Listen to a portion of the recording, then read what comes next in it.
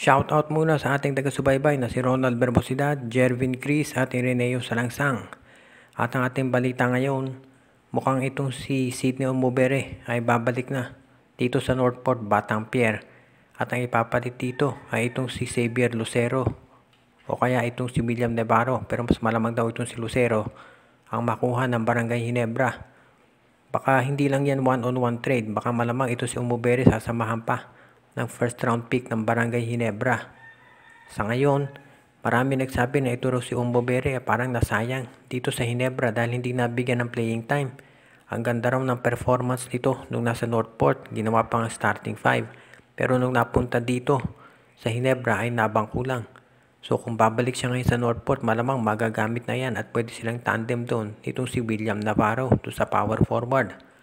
Ito si Xavier Lucero, marami nagsasabi na ang laro nito ay parang si Jamie Malonzo at yan siguro dahilan kung bakit nagustuhan siya ni Coach Tim Cone. Totoo, nagre-recover pa sa injury ito si Lucero pero handa namang maghintay itong Barangay Ginebra at kapag nakuha na nila ito si Lucero, talong magiging athletic yung line-up ng Barangay Ginebra.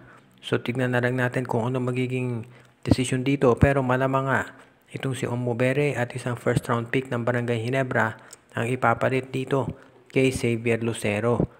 Hindi naman magiging malaking kawalan itong si Umubere dito sa Barangay Ginebra dahil nga hindi nagagamit at magiging magandang addition itong si Lucero dahil magkakaroon na ng kapalitan itong si Jamie Malonzo doon sa kanyang posisyon at sa itong si Japet Aguilar at Christian Stan Hardinger naman sa sentro. Kaya magiging magandang addition to si Lucero dito sa Barangay Ginebra. Yung first round pick, syempre medyo nakapanghihinayang yan pero kinakailangan bigayan ng Ginebra para maaprobahan ng PBA Trade Committee at bigyan ito ng go signal. Merong mga lumalabas na espekulasyon ngayon na ito bang si Justin Brownlee ay parang nilalaglag na nitong ating PBA at ng SMC at ng SBP. Wala kasing balita kung ano ba ang nangyari dito kay Brownlee at to sa kanyang suspension. Pero masasabi natin na iyan ay hindi totoo at ito si Brownlee ay hindi pinapabayaan ng SMC at ng ating mga opisyales. Ang sitwasyon kasi kaya marami nagsasabi na parang hindi gumagalaw itong opisyalis natin ay dahil nag-iintay sila dito sa desisyon ng FIBA. Maliwanag naman yung sinabi ni Al Francis Chua na hihintayin nila kung ano ang magiging desisyon muna ng FIBA bago gumawa ng aksyon. Kasi syempre sa ngayon, walang point na gumalaw itong ating mga opisyalis dahil ang lahat ay nakasalalay dito sa gagawin ng FIBA. Dahil syempre ang ating PBA ay under yan ng FIBA kaya kinakailangan sundin natin kung ano ang kanilang gagawin. At dahil ngayon may kaso dyan si Brownlee, kinakailangan mag-intay tayo to sa magiging hatol. At kapag lumabas na yung desisyon at saka aaksyon itong mga ating opisyales.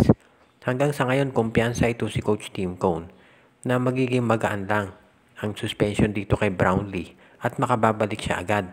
At maski na yung mga iba nating opisyalis ganyan din ang sinasabi. Kaya confident sila na ito si Brownlee makapaglalaro pa dito sa ating Gilas Pilipinas pagdating ng Olympic Qualifying Tournament.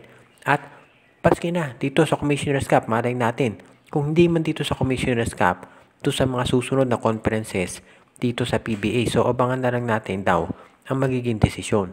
Pero sa ngayon, dito si Brownlee daw ay okay naman at in good spirit siya, na confident siya na makababalik pa siya dito sa PBA at maski na dito sa Gilas Pilipinas. At maski na yung iba nating mga opisyalis, ganyan din ang sinasabi. Kaya sinasabi nila ngayon ay intayin muna ang magiging desisyon.